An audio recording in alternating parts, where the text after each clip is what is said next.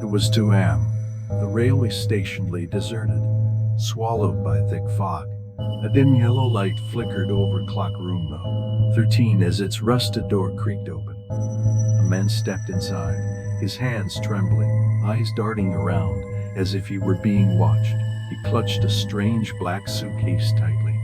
With hurried movements, he placed the suitcase inside a locker, took a token, and walked away without looking back. The door shut behind him with a soft click. By morning, something strange happened. The clock room's door was slightly ajar, but no one had entered since last night. The station master checked the CCTV footage. It showed the man entering the room, but never leaving. He had simply vanished. Across town, at the Greenland Hotel, room 313, a gruesome murder was discovered. A man lay dead on the floor, his throat slit, his eyes wide open in a frozen scream. The walls were smeared with blood, and right above the body, a message was scrawled. The police arrived within minutes, the only clue in the entire room. The inscription on it sent chills down Inspector Arjun's spine. C.R. 13. Clock room 13. Coincidence? No way. Arjun knew he had to get to the railway station. Arjun reached clock room No. 13 and retrieved the suitcase using the token. His instinct screamed that something was wrong. The air inside the room was unnaturally cold. He hesitated for a second, then unlocked the suitcase. Inside was an old clock, but something was off. The clock's hands were moving backward the moment Arjun touched it. For a second, the entire station lost power.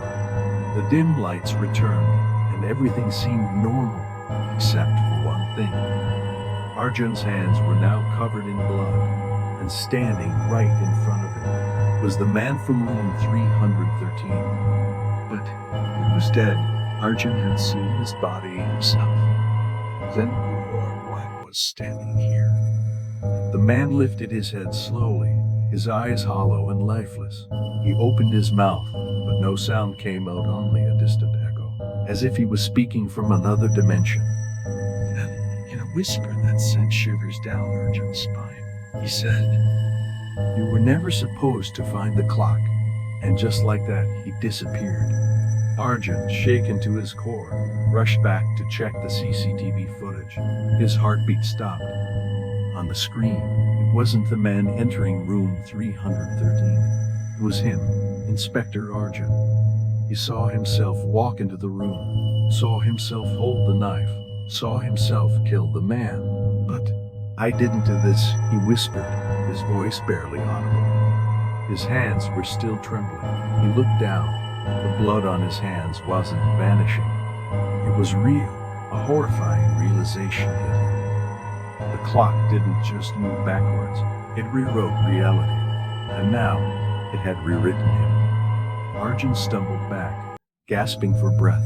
The clock's ticking grew louder, echoing in his head like a death sentence. And then, the clock's hands stopped moving. Everything froze.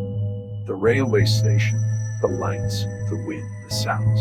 Time itself stopped, and in the eerie silence, a new message appeared on the wall, written in fresh blood. "Time is up, Arjun." What had he done? Or worse, what had the clock turned him into?